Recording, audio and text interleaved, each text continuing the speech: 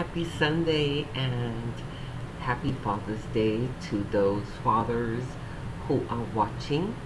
How is everyone today? I hope that you guys are doing really well. It is Sunday, and wow, a lot of energy. We are about to enter a full moon, and I've been meaning to do a video for a couple of days. A lot of people, a lot of clients, a lot of students have been really affected by the solar flares that we experienced about a week ago. But it's definitely still in the cosmic force air and the human space. And we're entering into a full moon, and I promised a few that I would come out and just share my insight in hopes that it will help in due of the fact that so many, especially the ones who are awakened, who are consciously aware, have been really affected by the solar flares. And so I'd like to take a few minutes to talk about that, to share. And yeah, so what are the solar flares? We know that there are sort of little explosions that take place in the cosmic fields, and they're very intense. They're full of energy, of fire, of intensity. And whenever we have a cosmic event, it is like the breath that we take. We are, whether we are aware of it or not, intaking those energies that are being released. And so if you can imagine and visualize that, the inhale of that energy, taking it into your structure, into your light bodies, into your mind, into your emotions, it's filling the cup. And so in essence, whatever is already in the cup is going to intensify energetically in all the light bodies. And so if we're holding emotions, if we're holding fears, if we're holding patterns, beliefs, as we hold all of that, right, then it's only going to amplify during these cosmic events. So, this is why it sounds kind of like, oh, again. But this is why we should dot our I's and cross our T's, sort of be conscious, on a daily basis, where we're at, what we're holding, what we're feeling, what should we release. This is maintenance work, and it should be part of our daily practice, because if we're not mindful, and we all experience emotions, we all experience being upset and being hurt, and so the goal is, of course, we've heard this, not to hold on to those emotions, especially when we're having these cosmic, we shouldn't really hold them ever, but to be really mindful during these cosmic events, because everything is, again, going to be amplified. It's going to be brought to the surface, and we're going to experience the fire, the intensity of all of that. And it could be pretty gruesome, pretty taxing, exhausting. It could be, it could throw us out of equilibrium, cause body imbalances, conditions, headaches, migraines, all sorts of goodies, if we're not mindful. There was a beautiful subscriber, Crystalline Collective, I want to say, who posed the question about if I would share how the emotional and mental bodies are affected, as an empath, and perhaps even during cosmic events like this. The mental part of of our beingness is much like a tape recorder, and God bless, we don't, this is my observation. There's no right or wrong. Some may disagree. But the mind is like a recorder. It records everything, every thought, every feeling, every experience, every past experience. It keeps uh, like the old-fashioned cameras that we used to have, where we would take the, I even forget what it's called, the film, to have it processed, right? And we would get photographs and then the negatives to safekeep. Well, that's exactly what the mind does. It keeps a photocopy, if you may, of every experience, of every emotion, of every thought, and it keeps it sort of like in file. And every time that we experience a new experience that may have a connection, a trigger point to one of those negatives on the file, then it kind of brings it back, into the forefront of the mind, of the psyche. So a lot of times when we have an experience, an unpleasant one, say, it could trigger, not only are we having that experience, but it's also now going to trigger a past unpleasant experience and bring it into the forefront. And so in a roundabout way, if we don't clear the file, or the files that are in the subconscious, we're going to get triggered. And we're going to get triggered from what's happening presently, and also what is being recalled. This is why I'm such an advocate about cleaning the inventory.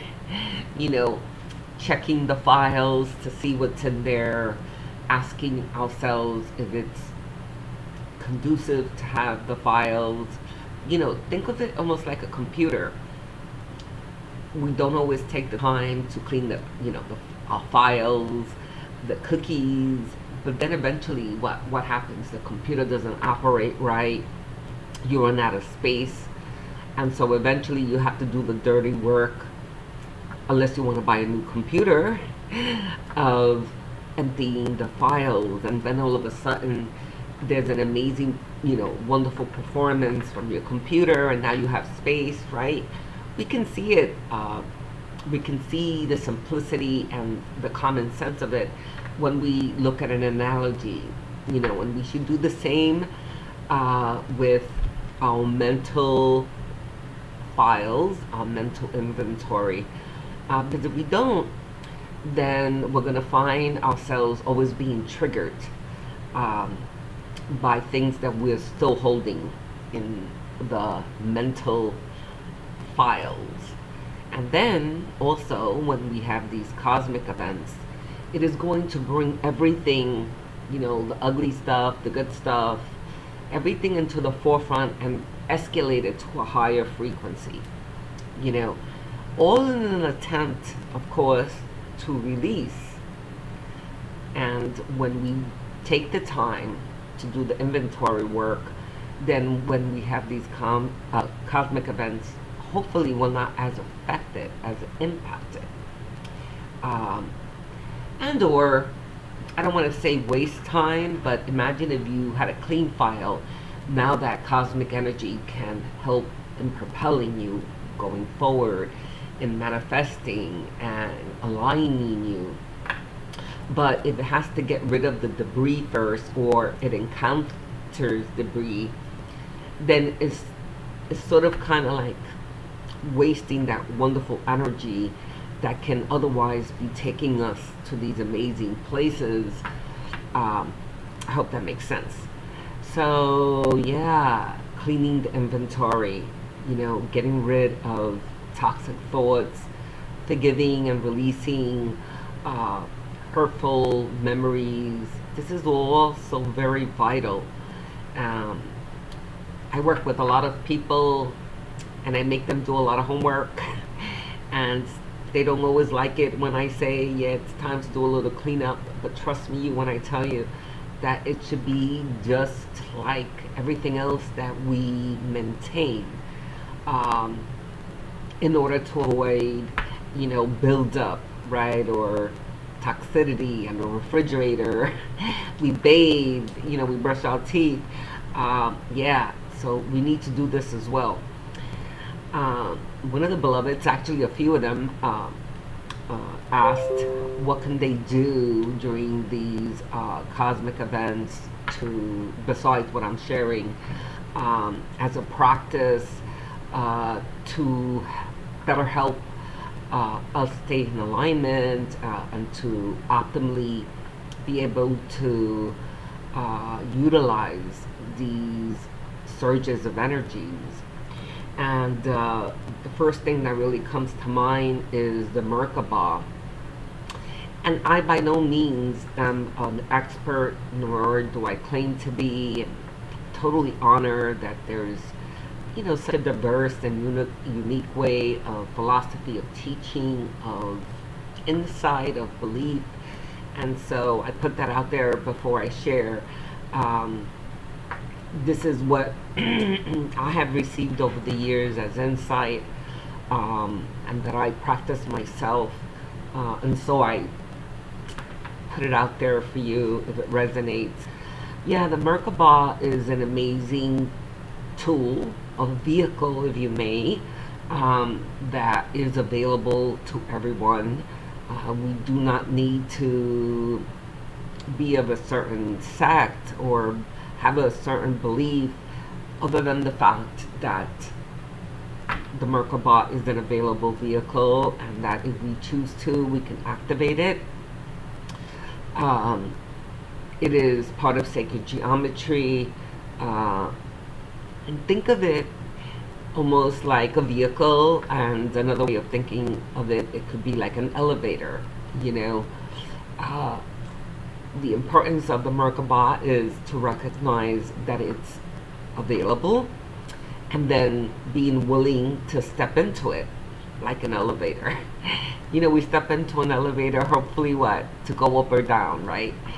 I love to use analogies because it sort of makes the explaining or the understanding a little easier. So yeah, the Merkaba is part of sacred geometry. I love to think of it as pyramids, and the encasement of the Merkaba is like an 8-point star. I cannot pronounce Tetaflon or something like that, right? In many different directions, like the 8-point star. However, the pyramids are encased, one pointing to the cosmos like a pyramid, and then the second from the solar plexus down to the core of the earth is pointing down, the pinnacle of the pyramid pointing down. And what this does is that it creates a vortex and a connection between the cosmos and the earth realm, the core. And the Merkaba is used as a navigational tool. Well, one of the reasons we can use it is for a navigational tool, and it's so vital because it allows us, if we are ready and willing, to step into the elevator, the vehicle, to be able to experience and to step into other dimensions and other states of reality. Do we need a Merkaba to do that? No, right? We could do that through meditation. We could do that deliberately through, just entering into that higher state of consciousness and bringing ourselves there. However, the Merkaba is a protective vehicle, and it encases us in the energy source, the highest source of energy, so that we can safely travel and navigate and stay hopefully in a balanced state between the cosmos and earth realm as we're doing this exploration or traveling or just tapping into other realities. How it also helps is during these cosmic high surge events, if we encase ourselves in a Merkaba, then we can use it almost as receptors which is what a Merkaba is, to be able to anchor and calibrate these energies that are coming from the cosmos through the vehicle of the body and the light bodies into the core of the earth, and ideally then be able to have balance in harnessing and tapping and using these energies without causing imbalances that then can cause physical, mental, and emotional imbalances, right? So, yeah, so the Merkaba is a very essential tool. It is something so simple, um, a way of, a way of activating the Merkaba is through the breath, using pranic breath, inhale, and the exhale, and that vibration of pranic breathing actually activates the Merkaba. I feel that the breath is very useful, but I feel that deliberate intention and the willingness to step into the Merkaba and recognizing that it is an existing tool in itself activates and allows you to step into and utilize it. So I want to be able to honor both that. I know and I'm aware that there's teachers who teach that we need to use the breath in order to activate the Merkaba, and we can certainly do that. However, I just want to add that I believe that it is there created by the source, and that our acknowledgement and our willingness to use that sacred vehicle alone allows us to step into it and to activate it. And we could do so by, again, using the breath or just visualizing the vehicle, the pyramids, as an 8-point star around you, and setting an intention, almost like programming it, if you may. Merkaba, I am asking the divine source for protection, to navigate me to the highest place, to the highest path, to direct me to people, places, and things that are going to be in harmony with my soul's purpose, with my soul's calling, with my soul's heart and love and energy. Keep me sealed within this cosmic source energy. Keep me safe, keep me protected, keep me in the light, and just stepping into the Merkaba and having your very unique mantra is a programming, and the Merkaba, which is the life force, will hear the commandments that you are placing into the Merkaba and start to direct you in those directions. Sounds easy, right? And sounds almost like Pollyannic. Well, I lovingly invite you to try it for yourself. It is a practice. It is something that we should have reverence for. Like anything else, something's not going to work if we don't have reverence for it. I always say this of pendulums. We have to build intimacy and a dialogue with the pendulum in order for it to respond to us. And if we don't have the reverence, then you know what? We're going to get inconsistent responses. And the reason is because we're tapping into a source energy, and if we think it's a toy or a game, then it's not going to have reverence for us. It's just going to pick up the vibration of exactly what we're putting out there, And so having reverence for the tools, for the vehicles that are available to us, it will return that back to you. And so, you know, if you try the Merkaba once or twice and you sort of give up on it because you didn't have an experience, or because something didn't manifest immediately, then you're setting yourself up for disappointment, because it's in the trust and in stepping in and allowing the navigation to take place, the evolution, the unfoldment of it, where the Merkaba is going to see that you keep showing up, and it's going to undoubtedly show you, and guide you in that direction. So yeah, and we do not need to be having solar flares or full moons in order to use the Merkaba. Again, it's a tool that is readily available to us, and that we should definitely utilize uh, in our evolution and our growth and our expansion. In if you're exploring or ready to tap into higher dimensions, again, have reverence. It's not a game where we could get into the where we should get into the Merkaba and immediately say that we want to tap into all the dimensions.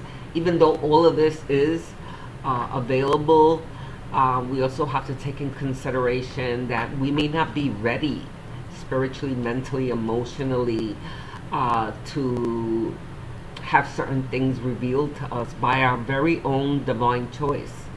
Even though here in the physical body, we may say like, "Oh, I'm ready. I know I'm ready, and I want to know." We may not be ready, and we should honor that. Nobody keeps anything away from us that we have not agreed to at the highest level of our spiritual um, existence. You know, but if we keep showing up, which is again why this is a lifelong practice, devotion, and commitment to show up, to step in, and to show to utilize the tools that can help us to get to those accelerated places, right? I just remembered, and so I've sort of addressed the mental state, the emotions, the emotional state. We're experiencing emotions all the time. We are literally in an emotional environment, even though as we keep ascending, believe it or not, we're becoming more conscious of the fact that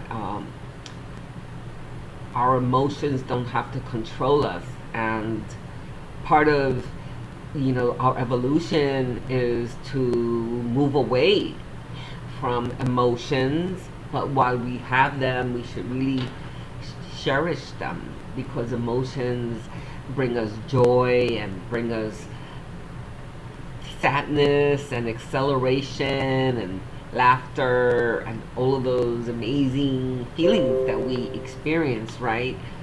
And even though we definitely want to evolve, imagine if we didn't have emotions, and just sort of nodded our head, yes, no, okay, to the evolution of life.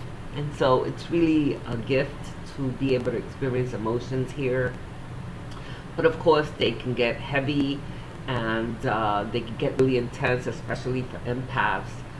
Um, and so being gentle with ourselves, and nurturing ourselves, uh, lovingly detaching and honoring the process of our own evolution as well as others.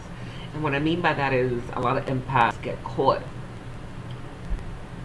in the events that are happening around the world, and things that are happening in intimate circle, friends, family. And it's almost contradictory, because I just said, we're in an emotional environment. Uh, but getting lost in the journey of others can be very exhausting, and we need to honor that every experience that we are uniquely having is part of a soul's journey. whether they realize it or not, whether it's causing joy or pain. It's not that we are insensitive to that. Of course, we should try the very best that we can to help and assist.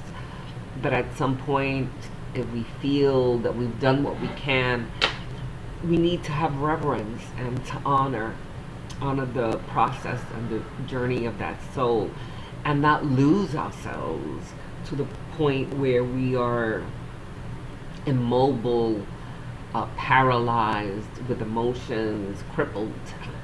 I know those sound like heavy words, but that's what a lot of empaths experience, because they become attached to the expectation of an outcome, or holding a field for someone to make another choice when it may not be that soul journey to make another choice. Yeah. So I've said a lot, right? I just kind of really felt that it was important, considering that there is a full moon, and this full moon is, of course, at the tail of those flares, so it is going to carry a lot of intense energy.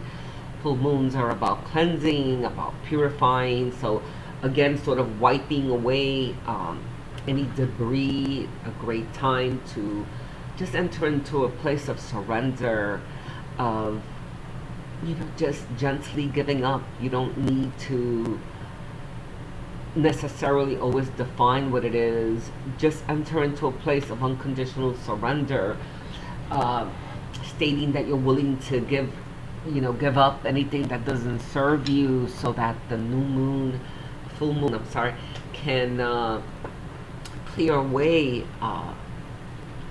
the heaviness that may be dormant, sitting within you, and make space for the newness of, what is it now?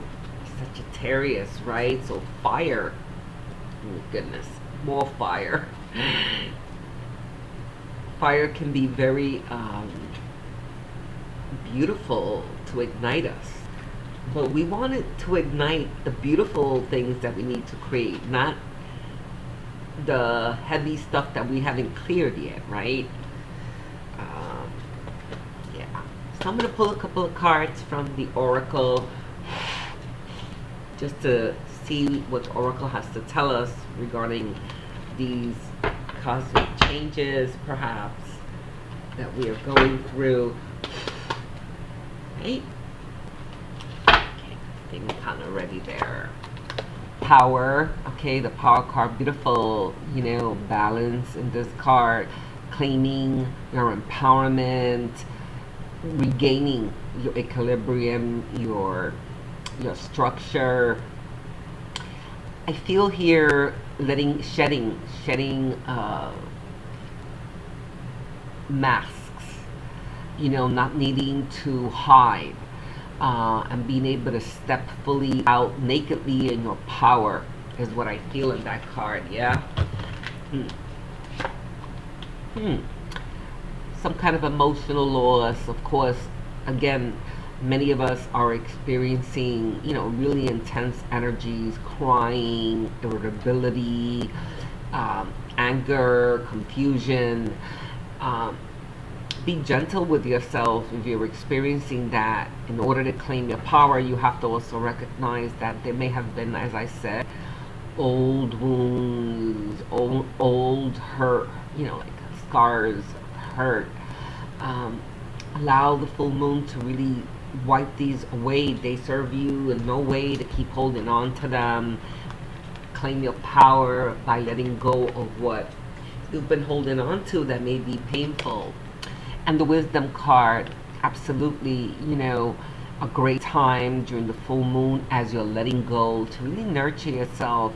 Beautiful videos, meditations, teachers that you embrace, that you resonate with, reading a beautiful spiritual, nurturing book, something that's going to give you instead of take away from you.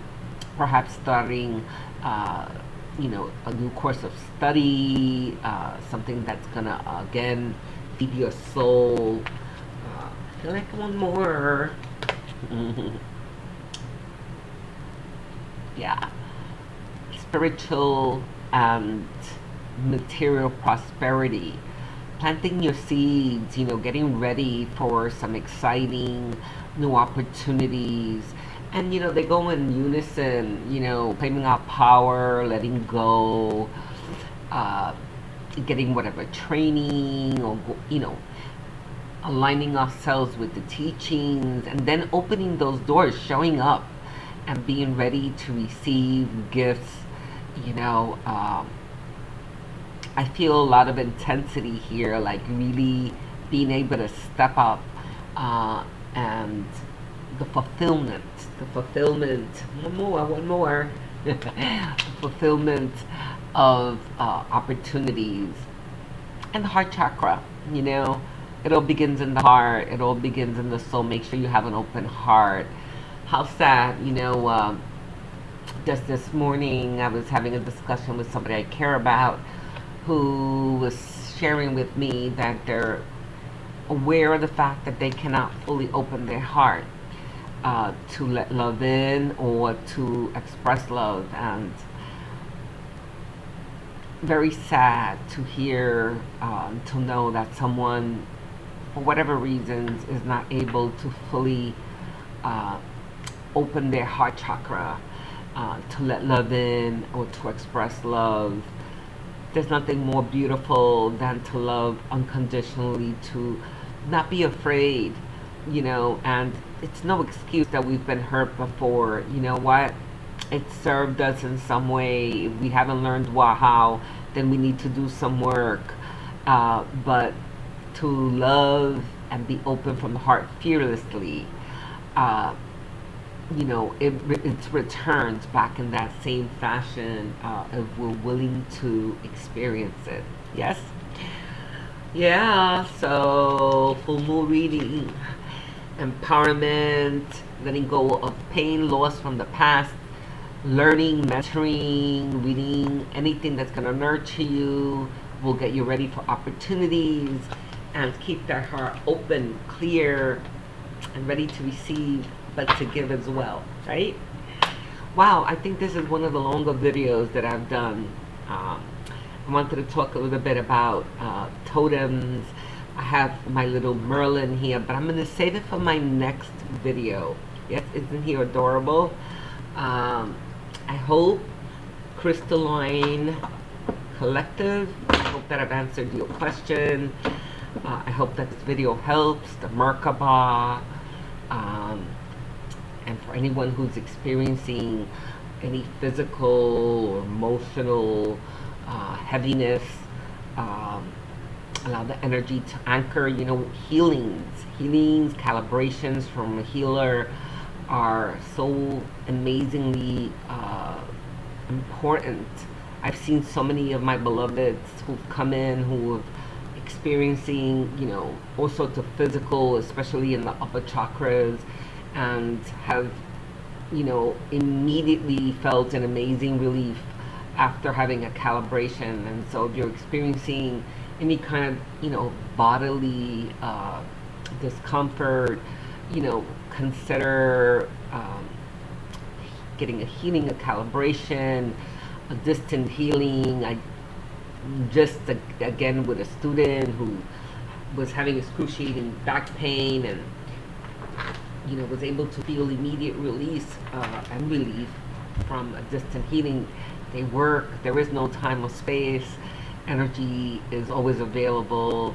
We don't necessarily need to be present in order to deliver that. The only protocol is your willingness to receive it. Yes? So I hope that this video sharing has been helpful. I got my new office. Yay! And so over the next 2 weeks, I'll be preparing it. It is still here in Staten Island. And I will be sharing for those who are local what the address would be. I look so forward to welcoming the beloveds of over 20 plus years who lovingly still come. And of course, you're invited if you would like to come in to experience a session uh, in any format, right? Whether present or not, I just said that. I love the notes. I love the messages. Keep them coming. 2 weeks from now, 2 weeks from today, the Summer Holistic Expo here in Staten Island. If you are local again and you would like to be part of that, I will put the link in the description. And I love you. I love you very much. I send you nothing but my love, my light, and my peace. Magical full moon blessings, yes? And I'll see you really soon.